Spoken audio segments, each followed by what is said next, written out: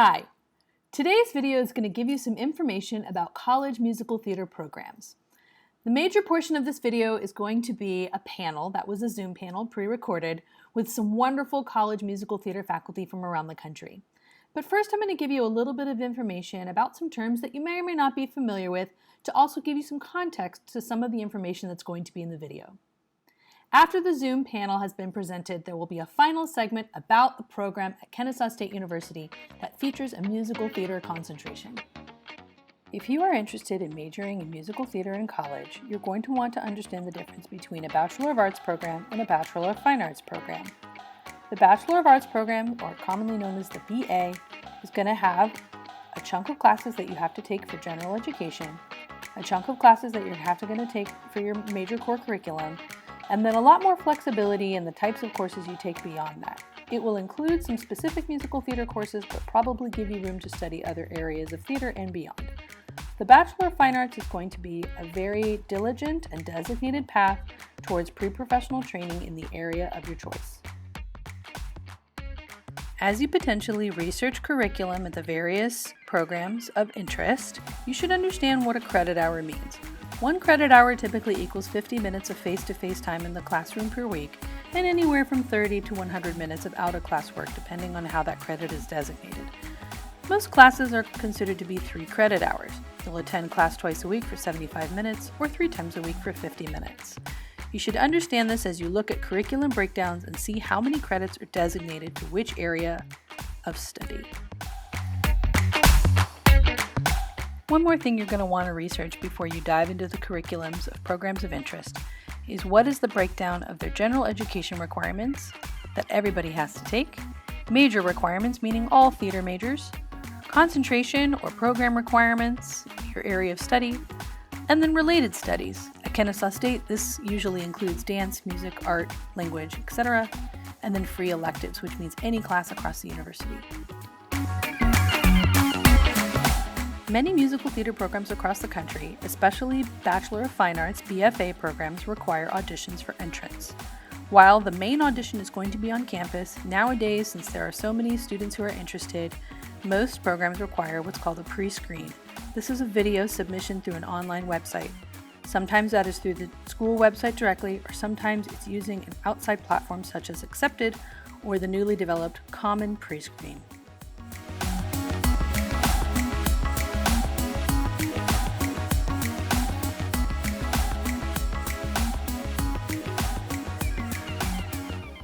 All right. Hi, ladies and gentlemen. Thanks so much for joining us. I have here with me some wonderful colleagues and friends who teach at some of the loveliest musical theater programs in the country.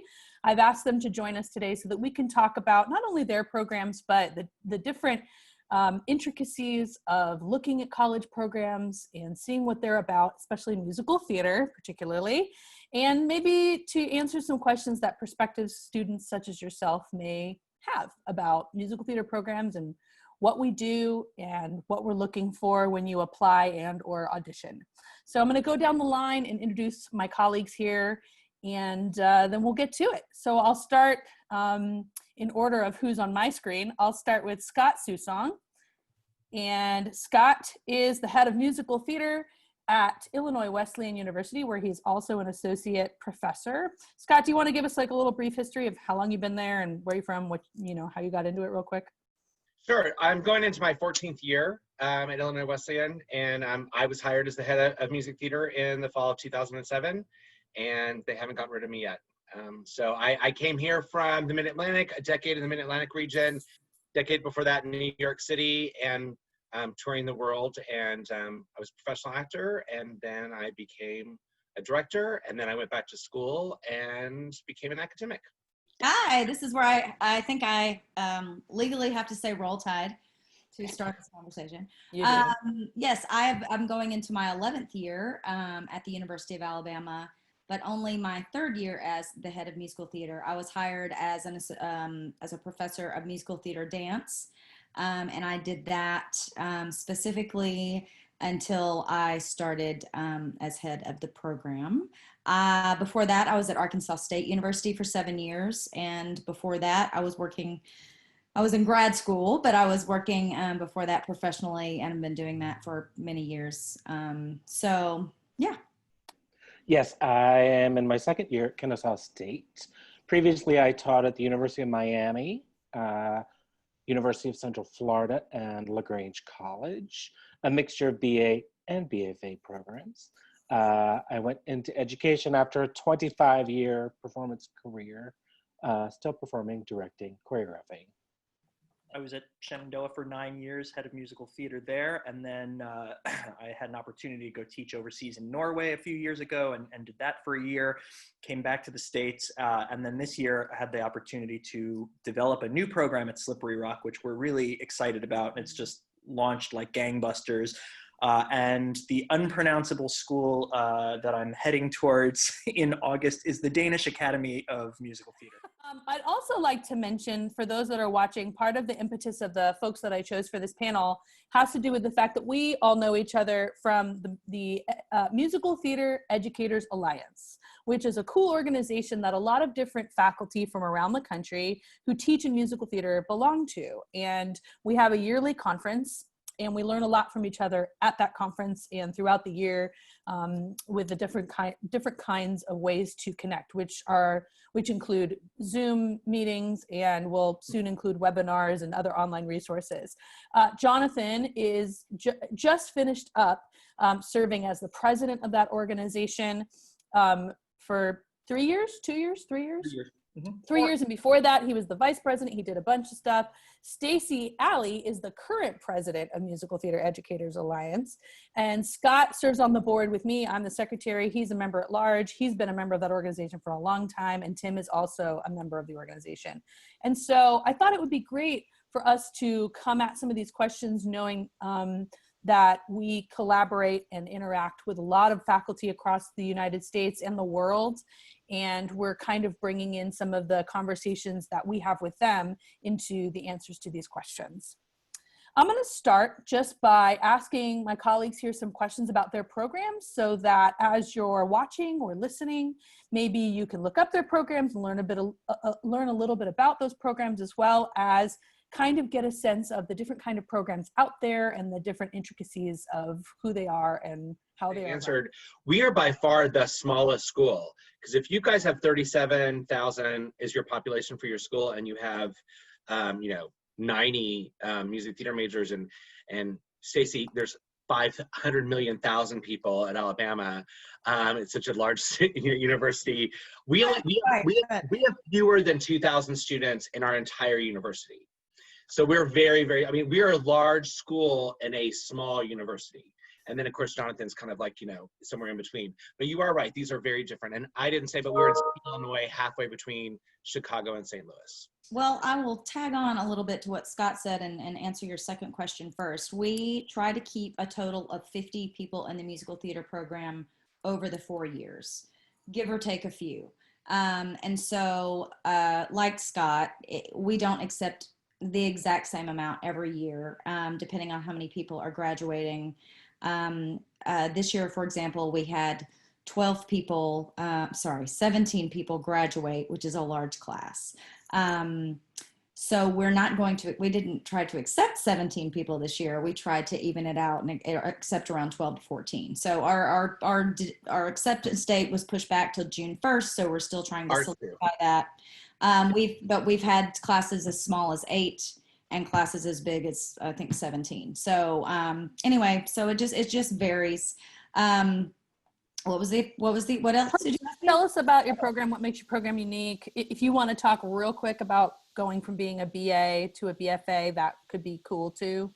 Well, one thing that makes us unique is the fact that we still have both, and students get to choose which they pursue. And we kept both because, but first of all, if you get into the musical theater program, if you audition and get in, we feel like you're good enough to pursue either one. And we don't look at one as inferior or superior. We look at them as just different. And when I say different, they're not that much different. They're very similar, but it's easier to double major with a BA, especially if you don't come in with any AP credits or aren't willing to take gen eds over summer school or something like that. So it's easier to double major and get out 4 years with a BA. You can also get the academic common market if you pursue the BA, if you are from Louisiana, Arkansas, and Mississippi. Georgia, we just lost Georgia, which is sad. But those 3 states, you still can get in-state tuition if you meet certain qualifications. If you're only for the BA, so that is one reason we kept it. You don't even have to decide when you first come in. You can wait. There's a sophomore qualifying exam for the BFA students that you have to have known at that point if you're going to do that. So other things that make us unique as we are a bit compared to the different, I mean, we have very different varying types of schools on this panel. So this is some of the things that make this program unique. It's a brand new program. This is the first year that it's existed. So this is the first incoming class that I've recruited. I had a cohort that was here when I got here.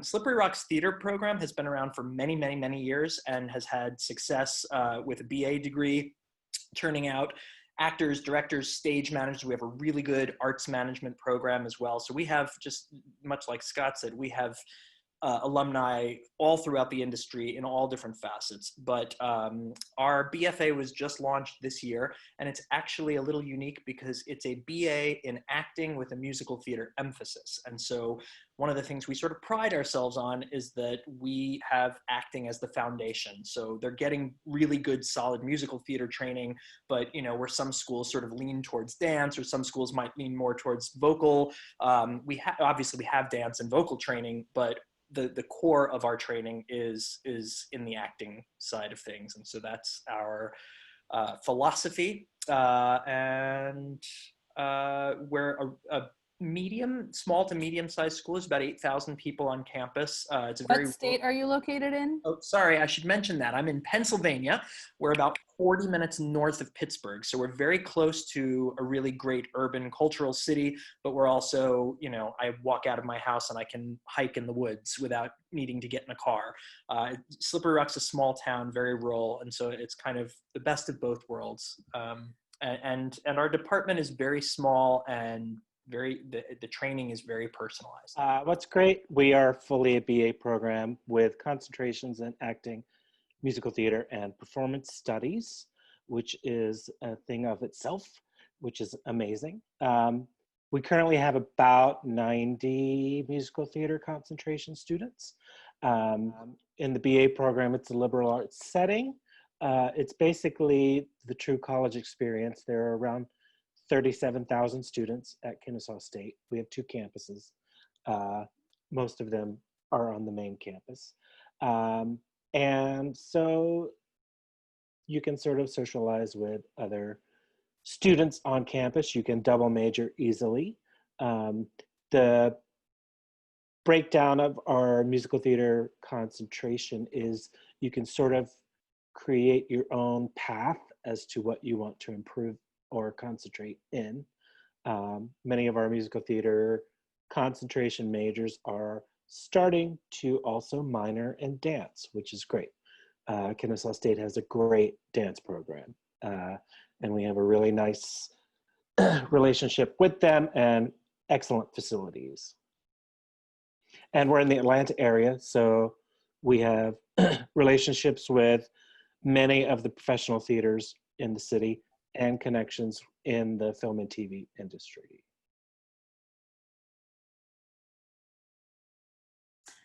Okay, we accept, we are part of the common pre-screen. And so with very rare acceptances, students must come to campus to audition for us once they pass the pre-screen. We go to CAP auditions in Atlanta, the Atlanta area. We also go to SETC, which is more about just seeing, because you audition juniors there, and that's more about just sort of touching base with students before their senior year and letting them know that we're interested in them. We do our state festivals. This past year, we also did some of the festivals that are in our academic common market region, like the Louisiana State Festival, State Theater Festival, or Trumbauer, which is a conference here. Most of our students are out of state, and we are actually trying to kind of get more in-state students into the mix. But our students are from all around the country, and we don't do unified auditions in New York or Chicago. We really like students to come and get their butts on campus, and they're welcome to come anytime, pre-audition, post-audition, to really get that full experience so that they can meet with me personally, they can sit in on classes, they can do the full campus tour, they can have Starbucks with the student. So yeah. Stacy and Jonathan and I, and we've all kind of, been doing this a long time. So it's the same thing. We start with SCTC because we're seeing juniors. It's really just, again, so Wesleyan can be seen in the South, which is our hardest region to recruit. But we are a national and international program. We have students from Florida to Washington to New York and New Jersey down to Arizona. And we have fewer students from Illinois in the music theater program at Illinois Wesleyan than we have students from other places. Whereas the university is very Midwestern and very Illinois centric, our program is not. It's really, I've got a student from Hawaii currently. I've had students from Alaska and from other countries. I'm not taking international students right now because of immigration situations in this country, and the ability for them to work post-graduation is very difficult. It didn't used to be. So until that changes, I'm personally not taking international students into my program. But we do the same thing. We started SCTC. The one thing that we do that Stacy did not mention is we go to the International Thespian Festival. It used to be in Nebraska. Now it's going to be in Indiana. This year it's going to be virtual, because that you could see about 800 students at one shot, and it gets you out there, and most of the programs are there. Other than that, we go to CAP, mainly because I just love Atlanta and I love the CAP people and I love seeing you guys. And we get a few kids out of that. It's another Southern exposure. Our state festival, and really it's on campus. We are in the Common App for Accepted. We've been with Accepted since they first started. I personally pre-screen every single student who comes into our program. And yes, I know it's a lot of work and it's a lot of kids, and you got to grab me fast because sometimes when I'm backed up, it gets hard to watch them all. But so that's how we do it. And they come to campus. I probably accept about, from all those pre-screens, about 120, 125 students that can come to campus. We have 4 audition dates, November through March. And I've made my decision by the end of that. And by the time I'm going to SCTC, which is right after our last audition, I have put out all of my offers for the next class. And I'm moving on to the next year.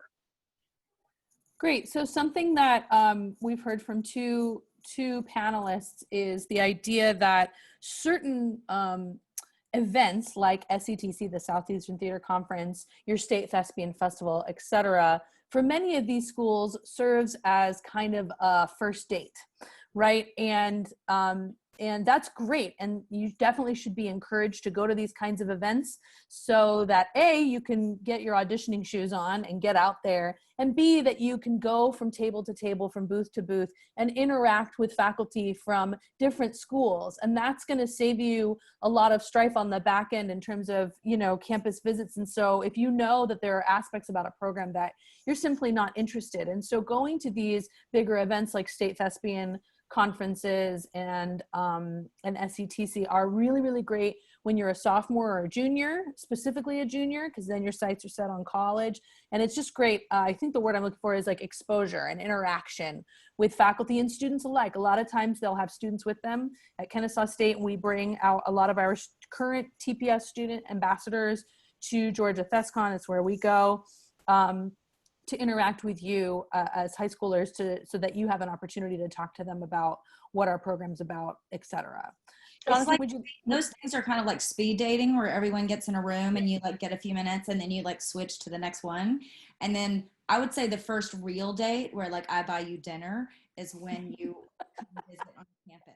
But I'm a private university, so we have our big state schools down the road, 5 minutes down the road. It's the ISU, you have the Redbirds. It's a huge, big state university. But we are the small university, so I want to encourage students, all students, regardless of where they are from or whatever kind of socioeconomic situation they're in, do not be scared of the sticker price of a college university. Our university is extremely expensive. It's somewhere between $55,000 and $60,000 a year. None of my students pay that. And if you are smart and poor, you will pay less to go to Illinois Wesleyan than you will to go to your community college down there. And I'm not kidding. I've had kids come and they literally didn't pay $5,000 for their entire 4 years.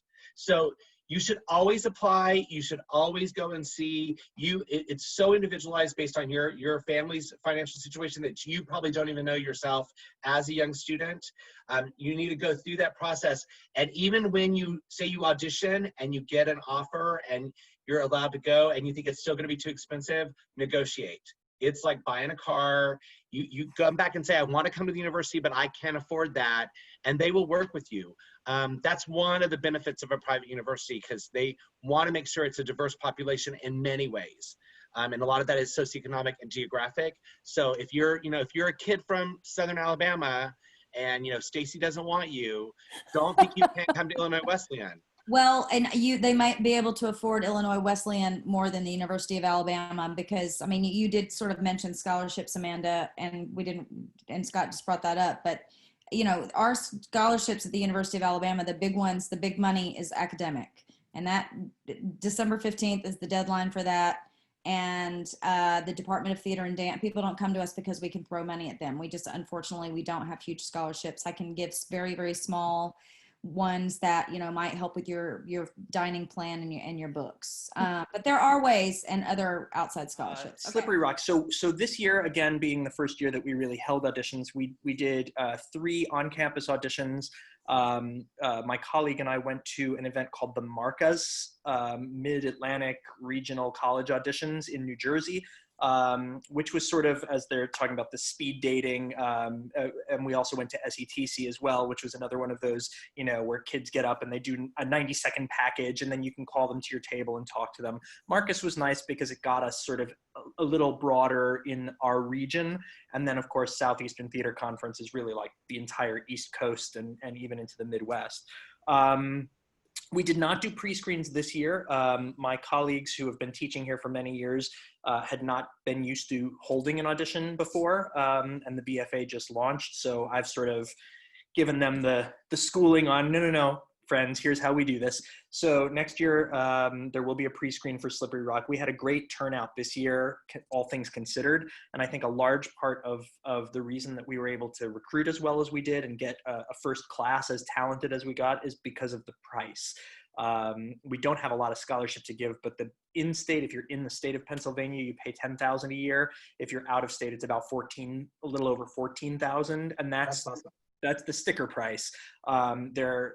As Stacy said, we don't have a lot of talent money to give, but academically, Slippery Rock has some really nice academic packages. So it's a great value school. And I just want to mention before I forget, not that this was the purpose of this question, but I sat here and said, oh yeah, I started this program and I'm leaving. But I want to assure any students that are watching this, as well as I assured my own students, that we're doing a very strategic and aggressive search for the continuation of this program. And I'm very confident, as I told my current students and the recruits that are coming in, that they're going to be in very good hands. And I'm actually going to still continue an association with this program.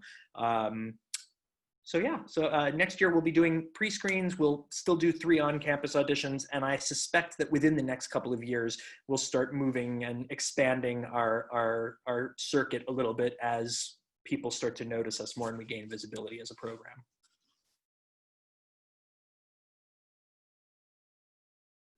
I think that it's a great question that parents ask a lot. And the reason that I was eager to jump in and answer this question is because for years at Shenandoah, I always had to, when parents would say, do you do a showcase? I would have to say, well, yes and no. And then I'd have to explain it. There was this heavy importance on getting to New York and being seen in New York. And for some schools that works really well, particularly if the schools have been around a long time and have a long history of agents and casting directors going to their showcases. I think the most important thing that students need to know is, how are you going to connect me to the industry at the end of my 4 years? And so the model we used at Shenandoah and the model that we're planning to use at Slippery Rock when we get to our first senior class is to bring agents and casting directors to campus, where they come for an entire day. It's usually, the way we did it at Shenandoah was one agent and one casting director, so they sort of play off of each other, and we would bring them in pairs, and that would happen throughout the spring semester. And rather than just a sort of 45 or 50-minute show where everybody kind of scrambles to get their 2 minutes of attention, each student usually got about 12 to 15 minutes of really one-on-one time, and the agents and the casting directors would give them feedback and would comment on everything from their clothing to their material to what they liked, what they didn't like. And we found that created more of a relationship. And the other neat thing that we do in that model is we invite the freshmen, sophomores, and juniors to sit in and watch. So for 3 years, hopefully you're listening to these casting directors and these agents talk about what they look for, and you're taking notes so that by the time it's your turn to get up there, you should have a pretty solid idea. That's a model that has been really successful at Shenandoah, and as I said, we'll use that at Slippery Rock. But I think it really is important that a school find some way of connecting their students to the industry, whether that's in New York or LA or Chicago or whatever your local regional market is. It's a good question to ask, and I think for a student looking at colleges, you kind of have to start to think, where do I see myself in 5 years? If you don't care about New York and that's not your trajectory, then maybe it's less important to you. If you are from Atlanta, for example, and you know there's a thriving scene in Atlanta, your question should be, what are you going to do to connect me to the industry in Atlanta? Or if you're going to the Midwest and you're at Scott's school, you should say, okay, so you've got St. Louis and Chicago. How am I going to get plugged into those markets if that's of interest to you? They still have to go to New York. I'll let Scott take over, but that's my 2 cents. I think it's important to have a connection to the industry, and maybe if you're feeling like, okay, I have to be in New York, then that might be a thing that you check off on your, as you're looking at schools. If they don't do a New York showcase or don't bring New York to them, that might not be the right school for you. Yeah, I'll piggyback on that, just because our students at Kennesaw State, we have had some showcases. It hasn't been a yearly tradition just based on the interest and also faculty workload and all of that. But yeah, one of the draws to Kennesaw State's program is that we are so close to Atlanta, and many of our students start working before they're finished with school. And so because of that proximity, we have on occasion arranged a senior showcase for the artistic directors, casting directors, sometimes also including film, at a location in the heart of Atlanta for that reason. And then the students that want to go to New York, or we have a lot of students who are interested in going down to Disney World, or working for Disney after college, we mentor them on an individual basis. I will comment, I like that structure that you talked about, Jonathan, of where there's kind of a informal like feedback session. When I was coming up and I went to Florida State, it was a show in a theater in New York to an audience that you can't see, full of agents and casting people. And then they either came up to you afterwards or contacted you in the next 24 hours to come meet them at their offices, or they didn't. And when I worked at the University of Mississippi, we paired up with Western Kentucky University in Rollins. I don't know if they still do this, but we all took our students to New York in January of their senior year and rented a big studio at Pearl Studios in New York and invited casting directors to come. So we came to them, but they kind of came to us at a studio, and we were face to face, and there were feedback sessions, and we fed them lunch and paid them a nominal fee. So yeah, that seemed to work for our students, and so many of them, especially in Mississippi, a lot of them hadn't been to New York or hadn't spent any time in New York, so it felt more like a coming out party to them in January, so that they could kind of get a feel for if they liked that environment and wanted to spend the remainder of their senior year, that last semester, kind of focusing on getting ready for that market. Yeah, I mean, we obviously support our students working and going in their interest in whatever city. And, we have not only do we have our musical theater careers class where we, discuss where the work is, and they have assignments where they interview alums and current, professionals in the field in Orlando and in Chicago and LA and New York. But yeah, I mean, we are training our students to move to New York. I mean, that is the professional training of, like, we want you to be prepared to walk into an audition in New York and succeed. If that is not your trajectory, and you may come in as a freshman and think it is, and then by your senior year, you may say, you know what, I really do want to go to Atlanta. And we have people from various theaters in Atlanta. You know, I pay them for their gas and buy them lunch, and they come and have workshops like Jonathan was talking about with our students. So we have that model, but then we do have a New York showcase that happens spring break of senior year, and it's voluntary in the fact that, you know, if you can't afford it, or you have decided at the end that you don't want to, that New York's not your thing, you don't have to do it. But I would say 95% go anyway, because it's great exposure, it's a great experience.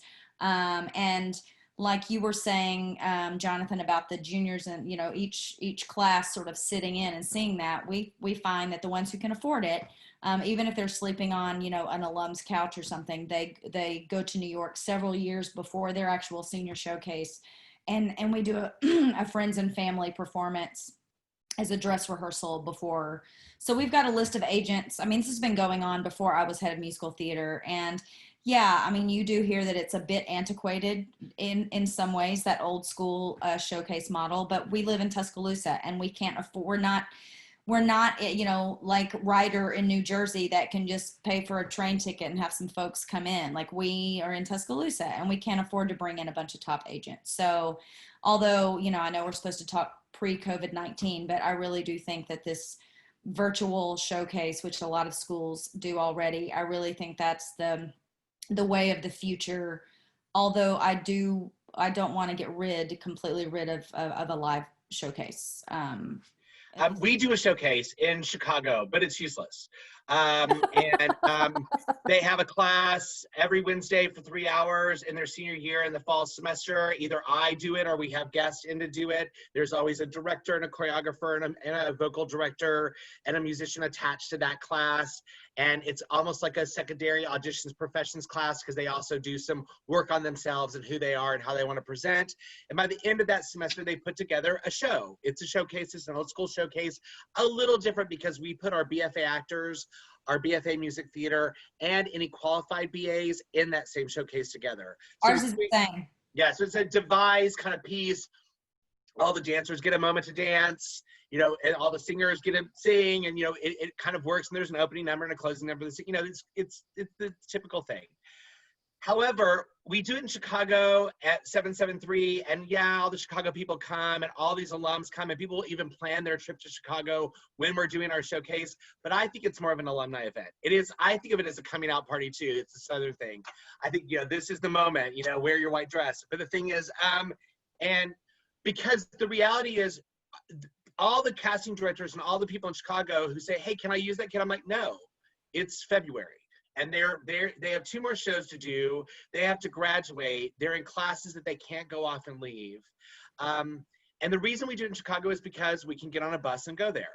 We can't afford it. And I have a problem that the expensive showcases fall on the back of the students and their families, because it's already so expensive to go to school. So that's why we've never gone to New York. However, having said that, we now have such a large BFA acting class and a large BFA music class that we really can't do those together anymore. So I would assume that our rising sophomores and beyond, if we don't go to some sort of virtual showcase model, we will start to showcase our music theater people in New York, and we will showcase our BFA actors in Chicago.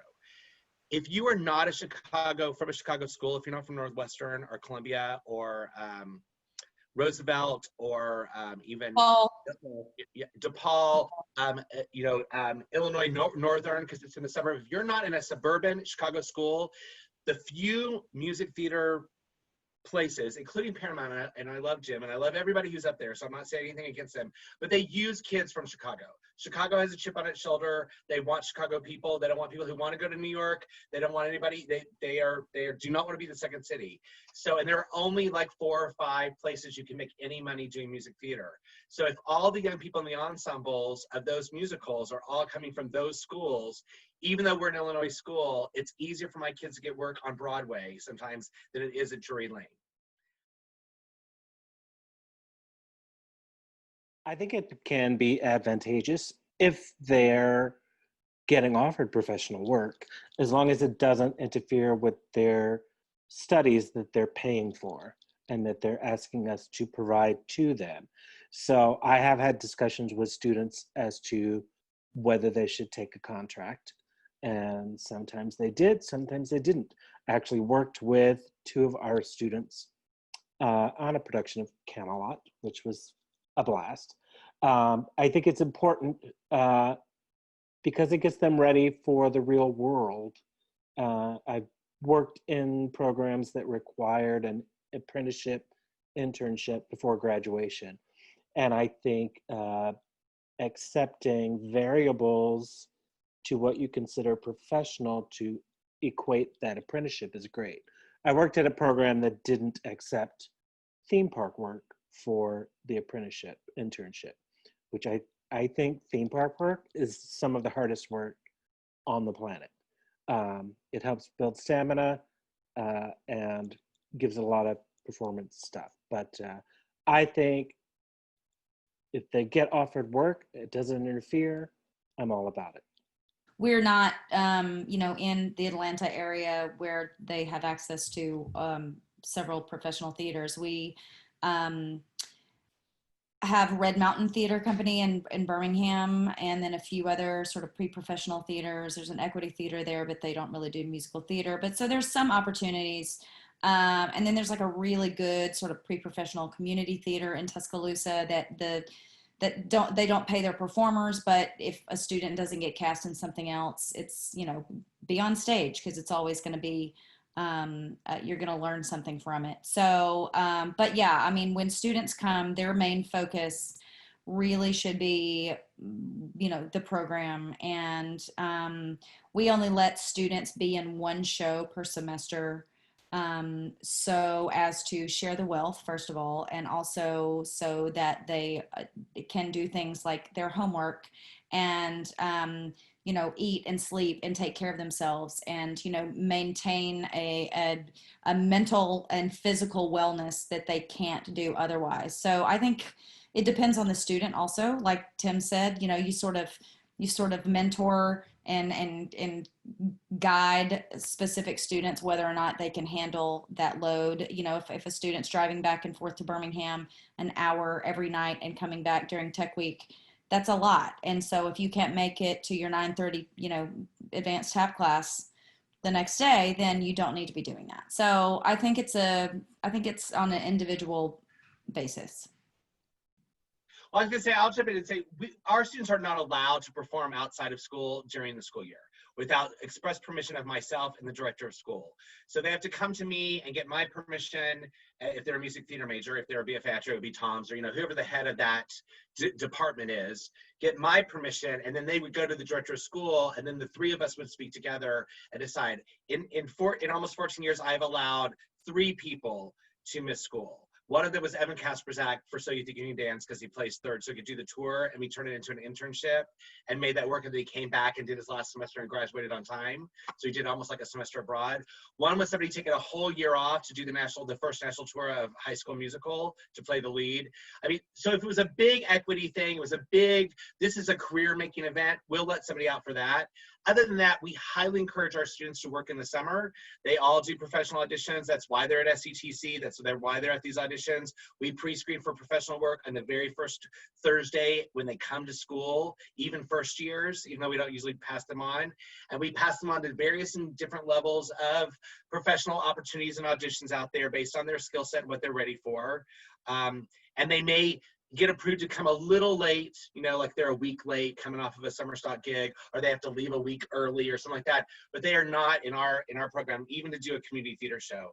We are a small enough school that if they are not on stage, they need to be backstage, and they need to be working in some way on the theater.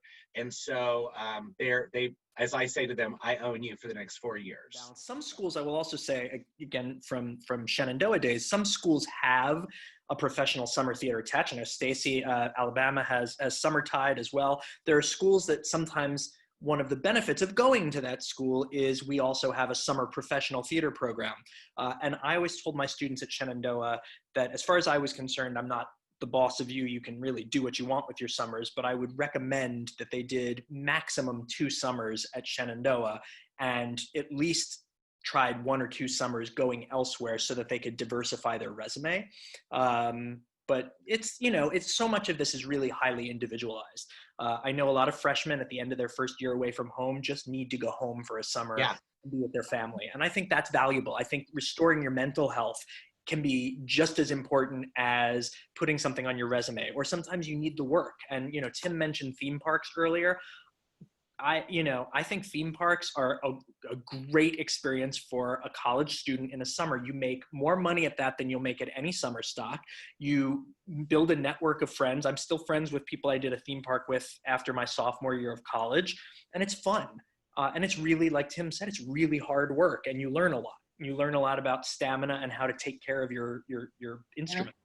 I think it's also very important for them to understand that your success, though, in professional work when you're an undergraduate has nothing to do with your success post-graduation.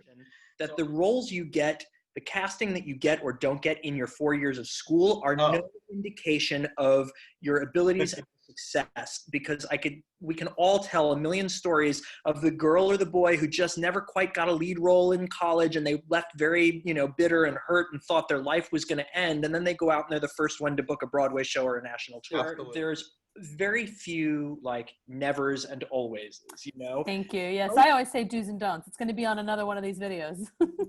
most of where we're going to live is in that in-between area. But I will say that I think the one thing that I will say to really, I would say almost always, right? Just trust that your training is not about the roles that you get to play in college. Your training is not about that. And the biggest challenges and headbutts that I've had with students over the years have been about the students who felt like they were somehow overlooked and somehow weren't getting the value of their education because they weren't playing lead roles. Or their parents would call me and say, I'm paying X amount of dollars and why hasn't my kid played a lead role yet? And I always have to remind you that college is not about the roles that you're going to play. That's part of the experience, but it's the training and the education. And I always tell students to reflect on, okay, well, if you didn't get cast this semester, I know this wasn't your question, Amanda, but I just thought it related. I'll be able to sneak it in somewhere. I always tell students, think about if you didn't get cast this semester, what are you going to do with that time? Absolutely. My school, you're not allowed to be in a supported production on the main stage or in the lab theater until you are a sophomore standing. So May of their first year is the first time they even have an opportunity. However, they're the casting pool for the Directing 1X in the fall. They are the cast of that. We have a book in hand on-course like Music Theater Society show.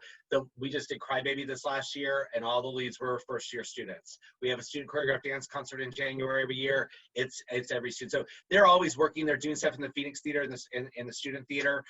I did 2 world premiere musicals. I had freshmen or first years in several of those productions as well.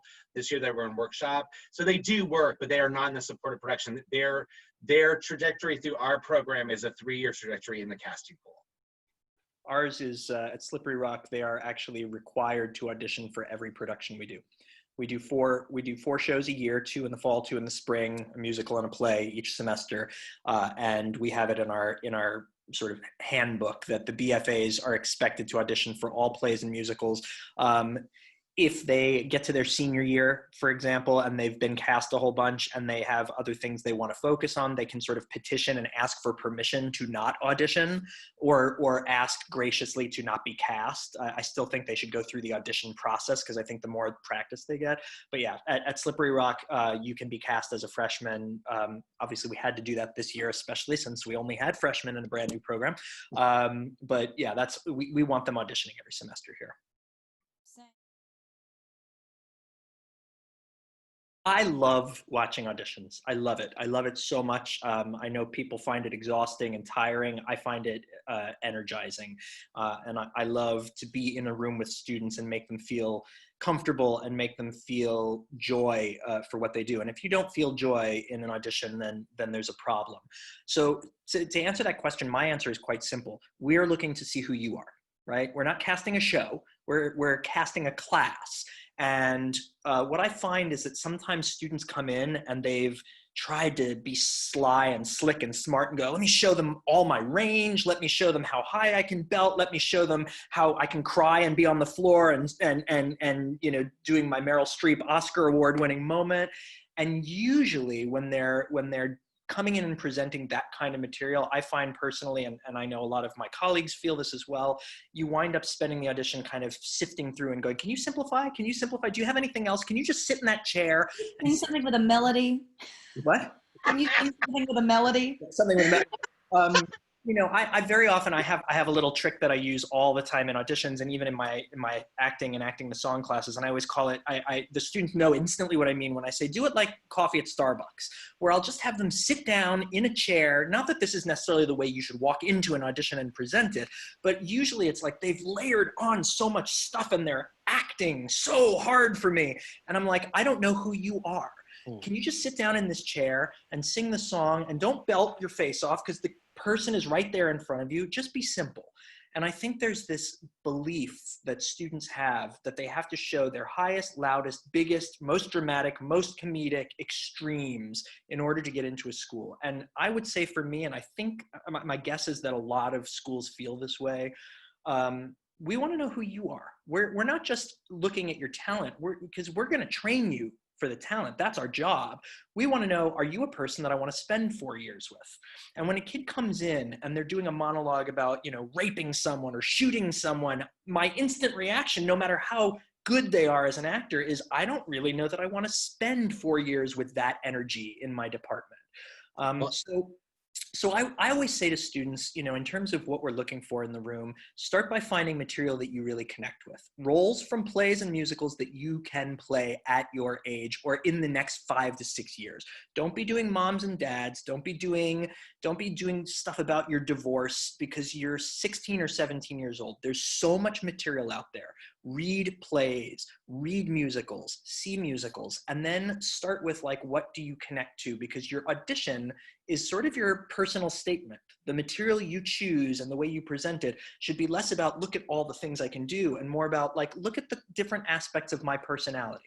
Because we're going to take a lot away from the material you choose. And even if it's like overdone or whatever, if you connect to a certain song or a certain monologue and it really expresses something and you feel joy doing it, that to me is usually a winning combination. I always tell people, if you come in and you give me an amazing performance as a sociopath, I don't want to spend the summer with you. I don't want to spend the next 4 years with you. And the truth is, our students aren't spending the next 4 years with us. They're spending their lifetime with us. If they come and train with us for 4 years, and then we become, you know, we get the birth announcement. Yep. We find out we go to the wedding.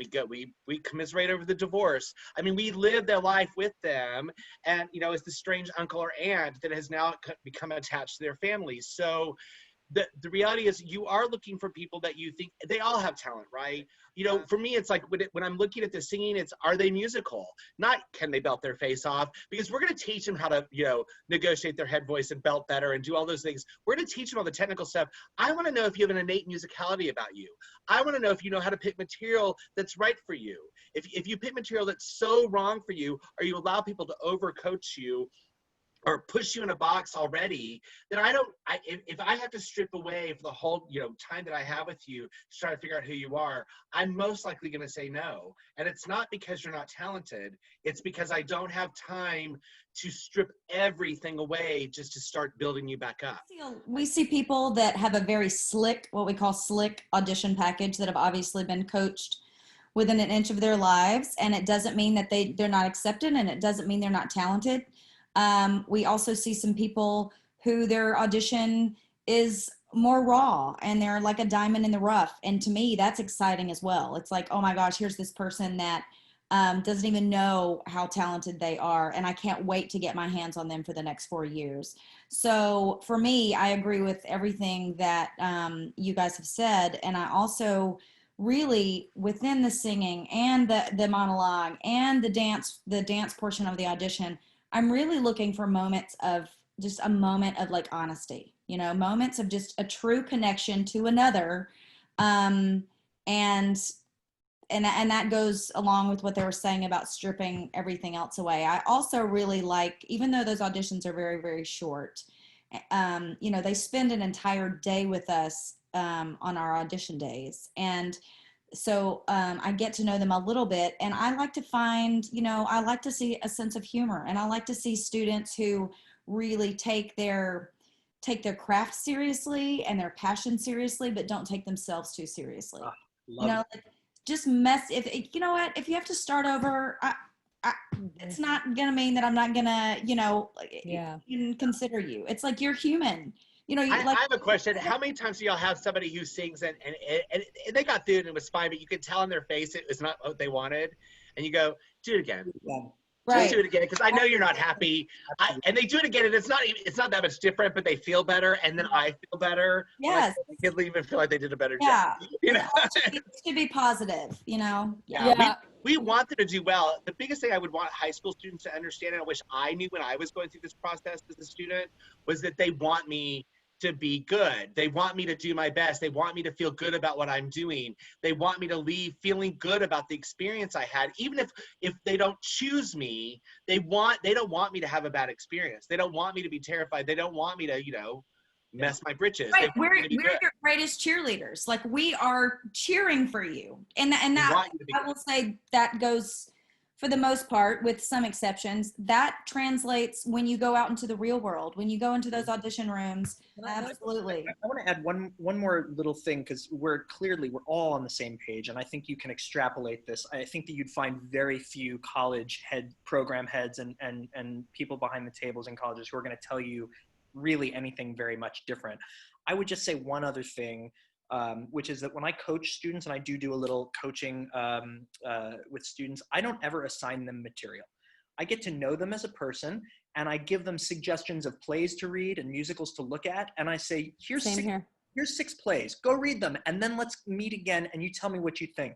Because I want them to come back and go, okay, I didn't really relate to this, but oh my God, this one, I can play that role. And then I go, okay, great, let's find a monologue for you, or let's find the right song. And I think that putting the onus on you as students and not on your coaches or your teachers is a really smart step. You can get guidance towards, you know, ideas of plays or where to look, or some playwrights or some composers that might be good. But the minute that someone is assigning you a song or assigning you a monologue, it's an assignment. And it's harder, I think, for you to connect to it on a deep and personal level. And so one of the things I really would encourage all of you students to do, for not just for getting into colleges, but for your life, is become a voracious play reader, become a voracious reader of playbill, see what musicals are being produced, and go after it. Be hungry, learn your trade, and you decide what the roles are right for you, not your voice teacher. They're gonna work on stuff with you that's good maybe for technique, but in terms of what you bring into the audition room, if you don't love everything in your audition book, it shouldn't be in your audition book. You should only do material that you thoroughly connect to, because again, it's an extension of who you are as a human. And Jonathan wrote a wonderful book about auditioning called Get the Call Back. Second edition, I recommend, not the first. It's much better, but it does have a chapter. If you're somebody who's been playing the piano and since you were like 2, and therefore you're a great musician, you don't need to take music theory or try to take some keyboard classes or take a piano class because you need to get ready for your theory class. You're not going to struggle. You're going to be a leader in that class. So you need to maybe take a dance class because you don't have any dance classes. But if you're that girl that lives in a dance studio and wants nothing more than to spin fast and spray sweat everywhere, then maybe you need to be in a piano lesson or a voice lesson. I think it's about looking at the things where your deficits are and becoming more comfortable in them. So if you're somebody who sings really well and you think of yourself as an actor, but you're very uncomfortable with your body and moving, then force yourself to take a beginning ballet class. Force yourself to take a yoga class. Become comfortable with who you are physically, because you're going to have to go through a dance call. And we're not going to count you out. If you're like an amazing singer-actor, we're not going to count you out. But if you literally are so frightened that you can't move, that may pull you out. And likewise, if you think you're not a very good actor, read a bunch of plays, watch with Eddie, whatever you think is your lesser skill, throw some energy at it, but don't make it a cross to bear. And if you have to find yourself, he used the word forced, if you have to force yourself to take a beginning ballet class, then you really need to question whether or not you want to do this, because you've You got have to do. you're going to be in a dance belt, guys, sorry, your freshman year at the ballet bar, and you're going to be learning, first position. So it astounds me sometimes when people say they're interested in musical theater, and then I ask them what their dance training is. And I'm not saying that we're not going to accept people that aren't, that, I have students who come out, we're kind of considered a dance heavy school compared to some other programs, not compared to how we look at the various areas of musical theater. But, we do have people who have been dancing for 15 years when we accept them. But then we also have people who don't have formal dance training, but it's usually people who have somehow been moving. So if you can't afford a dance class or you don't have access to one, then like go to the local YMCA and do Zumba, hip hop aerobics.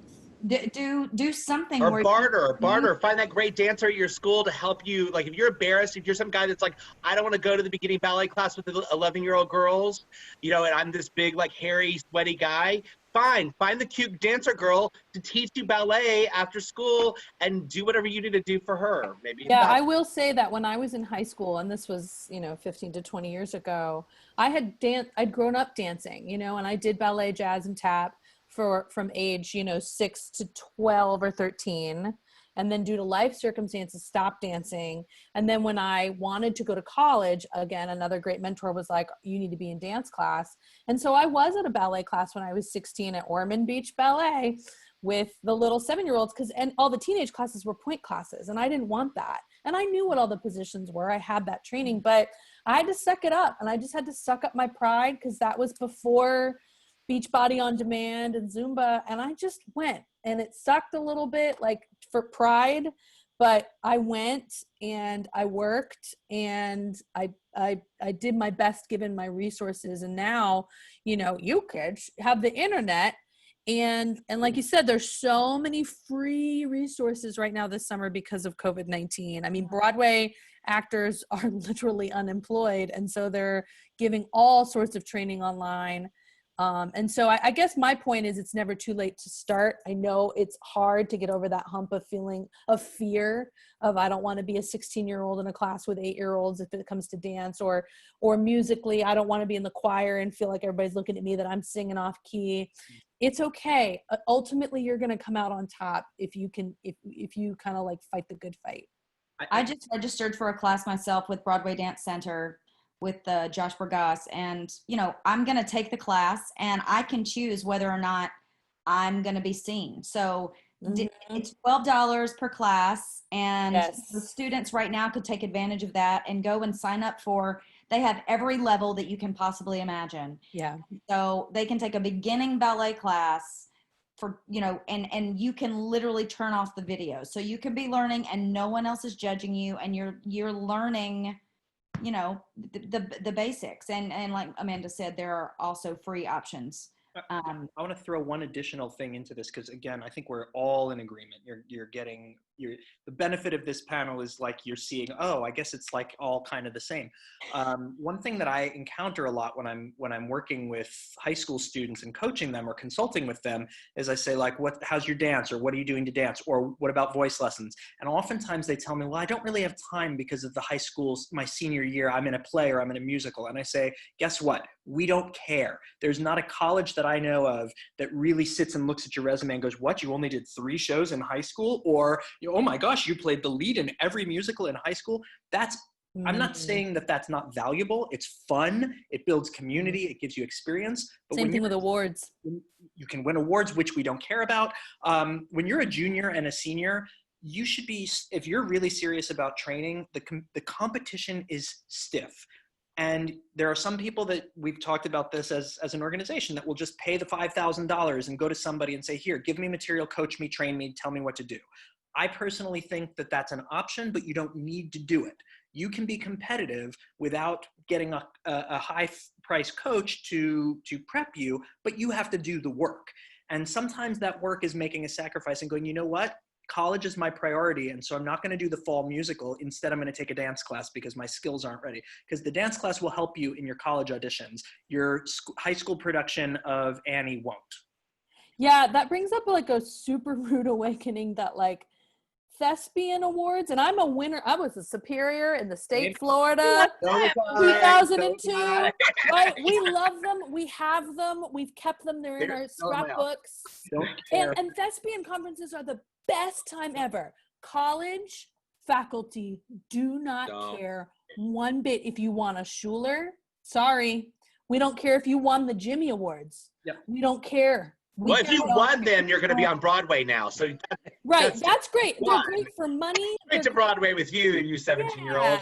They're great for community. Right. They're great for your memories. They're great for your friendships. Again, I'm best friends with people I met at Florida State Thespians in 2000, 2001, 2002. No one cares, even at the very next level, which is college. And so a lot of times I have students kind of like coming up to the booth and it's on their resumes like, well, I got a superior. And I'm like, that's good for you. But, you know, can I also say that they've got to be very careful about how they list? Like when they list that they have 15 years of ballet and they can't plie. I mean, they need to be very, very kind of good about just saying like, look, I can do what I can do. I don't need to pad my resume. I don't need to lie. I don't need to say I got more training than I got. I just started taking voice as a junior and I'm like, well, my gosh, you're really good. I'd rather you say that than say I've had 7 years of voice. I'm like, you were taking voice before your voice changed? It's very odd. I mean, so especially dance. Dance is the one that really drives me insane where they're like, I've had 15 years of dance. I'm like, they're terrible. Yeah. You know, so like, was the teacher terrible or are they terrible? Someone help me. In a way, Scott, it's almost smarter if they do the opposite. If they lie and minimize their experience for the people who are like, oh, God, you've never put on ballet. Gosh, you're amazing. I want to say one other thing about thespian festivals, Amanda, because since you brought it up, and I agree with everything you said. I was Florida Thespians as well and went to state and won superiors and stuff. You have to also understand that there is a very big difference between what works in a thespian competition and what works in a real audition. In thespian competitions, the people who win awards— Same thing in ACTF, yeah.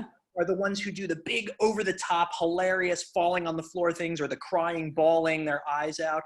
And then they come in and do that in an audition and it just falls flat in the room. And they wonder why I got a superior. It's going to be on the thing. Ticker tape. We're the worst. Teachers are the worst audience. Go ahead. But sometimes students will come in and they'll get such a great response from a piece at a thespian competition or a speech and debate competition. And they think or from their mother. And they think that's appropriate to bring into the room in an audition. And they wonder why it didn't work there. Remember, we're not looking for you to put on a show. We're looking for you to be authentic. That's the key word in all. Be authentic. And usually, as long as Stacy's not the judge, thespian festivals, let's be real, are more about fun and more about a showcase of skills and a range. And nobody really cares if you're doing the pregnant lady monologue, if you're really super emotionally in it. I remember as a high school student being so moved by these students from other schools. And I was like, wow, she's so good. I so believed it. But it wasn't what would land in a college audition. And that goes for Nats. You know, Nats competitions are really wonderful. It's really important for you to discern. It's almost like when you're arguing with a friend and you have to consider the source, consider the trajectory or the aim of that event. Nats is about a particular kind of vocal quality, and that's what wins good scores in the room. And you may or may not get a judge that prioritizes storytelling. Same thing with thespian, like you said. And we've all been there, those of us that have been through the thespian circuits, where you get your scores back and one judge is like, that was the most amazing thing I've ever seen. And one judge is like, you suck. You're like, what? You know, and so you're right. I don't know anything. I was wonderful. I can't believe I said that. Can I say also though, like people that come in and their training is just with their choir teacher or just through, you know, because you brought up Nats. Please don't bring me your repertoire list. I don't need to know the list of every song you've ever learned in your life. None of us. Because we've all done Conmigo Ben. Yeah, I was going to say thank you for your 24 Italian art songs, but I don't need to know that. I'm not planning on doing Live in the Piazza next year, so your Italian diction is not really relevant. But I'm just saying they should just think about come in and just be yourself. Don't try to put the the simple facts that you need to have. Go look at a theater resume and put the basic stuff in there. If you can't, you don't need to have some of, you know, really expensive photographer take your headshot. Now you can take a great headshot, like, you know, on your phone. I mean, just give me stuff so I know what you look like, I know what you've done, and then pick pieces that show me who you are. And then that's all you need to do. And either you're going to be right for me, and if you're not right for me, listen, Jonathan and Stacy know that I do this, and I know all people don't do this, but I pretty much do know every head of every music theater program in this country. And if I don't think you're right for me, but I think you're really talented, I'm gonna say, you know what? You need to audition at Alabama. Yep. Stacy Alley's gonna love you. You are right up her alley. Your sense of humor she's gonna love you for a lifetime. Or you know who you need to work with? Jonathan Flom. Or you need to go and work with Amanda or Tim. I'm gonna figure out where you should go if I think if I don't think you're right for me. Embrace your own journey. Don't worry about anyone else's. Because ultimately, we'll all discover the only competition we have is with self. That's right. So That's exactly right. All of those message boards that you all read about the right place to go and the top 10 list of blah, blah, blah. If you have talent and passion for what you do, there is the right school for you. And that's why I think it's so great that Amanda and Tim are doing this, because it exposes programs that you may not know about. And then it also, you know, I think we all would encourage you to go and like dig. And this time that you have now, like dig. And for Musical Theater Educators Alliance, we're working on a directory that will be the exact type of thing. It's a one-stop shop for you guys to go. And you can put in, I want a BA, I want no audition, I want to be in a metro area, and Kennesaw State will pop up, you know. So we're working on providing those types of resources, but you should also do your homework. Like, do your homework. You're going to have friends that are going to tell you these are the top 10 schools. You have Facebook every month putting out a new list, and it's all baloney. Not to say those schools aren't great, but like there's no No, but it is baloney. We've all been on those lists and we still think it's baloney. Yes, exactly. So but here's the bottom line. I think that I actually, what I advise students to do is to not start with a list of schools. I advise students to start with a list of ideals. In other words, some people thrive really well in a city. Some people thrive really well close to home. Some people need the mountains and the forest. Some people need intense competition and scrutiny. Some people want liberal arts and want to dabble in lots of things. You know what I mean? I wanted a big college experience, so I went to Penn State, and this was before Penn State was famous. I went to Florida State, same thing. Yeah. So what I always advise students to do is don't start with a list of schools. Start with a list of what is your best life? What would your best life look like? Would you be close to home or far from home? Do you need warmth, or are you interested in seasons, or do you love the cold environment? Do you want to feel what the West Coast is like? Do you want to live in a big city where there is no campus? You know, think about those things. Start with that, because I guarantee you, I promise you, and I think we're all in agreement on this, whatever your criteria are, there are probably at least minimum 10 schools that are great programs that will fit your criteria. And I will tell you, I promise you this is true. For years, I've had students that when they don't heed that advice, when they start with school names and, oh, this is a big school, so I have to go there. If they wind up getting into that school and it doesn't fit their happiness quotient criteria, they wind up transferring out because they're miserable. Follow your passion, find the place that you're going to be happy, where you're going to grow. I went to a tiny undergrad. We had like 30 theater majors, period. Loved it, had the best time of my life. I had to do some studying outside. Tiny program, I still made it to Broadway. So it doesn't matter where you go. I think the moral of this is, as you can see, we're all musical theater professors from different schools from around the country. You may think we are in competition, but we don't see it that way often, especially when we have a lot of conversations about students. We are educators, and as you can tell, there's a lot of heart. Any musical theater program that you choose, most likely because it's a musical theater professor, they're going to be passionate, they're going to be smart, they're going to be charismatic, and most of all, they're going to love you. They're not just going to like you, they're going to love you. And so it takes a lot of the pressure off of the competition of it. It is competitive. It's competitive by nature just because there's so many people that want to do it and not enough slots for everybody. But at the core of everything, we're looking for authenticity, and we're looking for you to be a part of our families.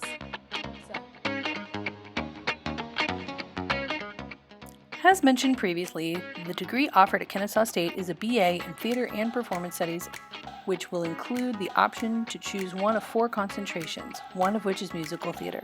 You'll have 42 credit hours dedicated to your general education, 24 hours in the Theater and Performance Studies major core that all TPS students take, 12 hours in your concentration of musical theater, and then as you can see, between 12 hours of related studies and 12 hours of free electives, you have 24 more credit hours that you can dedicate towards taking classes in areas of interest. The musical theater concentration students are required to take the following classes: musical theater techniques, music theory, acting for musical theater dance, and history and literature.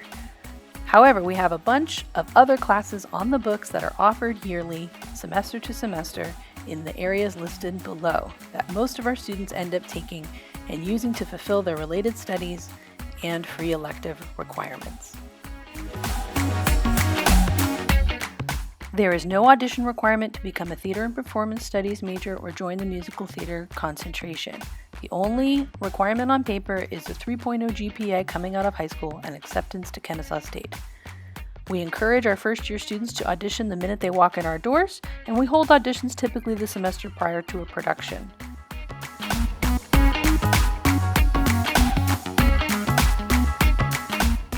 There are departmental scholarships available. These are called TPS Merit Scholarships, and students can apply for them year to year. Usually the application deadline is in March. Students also have Hope Scholarship, federal financial aid, and additional university scholarships available to them. We produce 4 main stage shows a year in our season, always at least 1 musical, and 10 to 14 additional projects per year, which are often related to curriculum opportunities.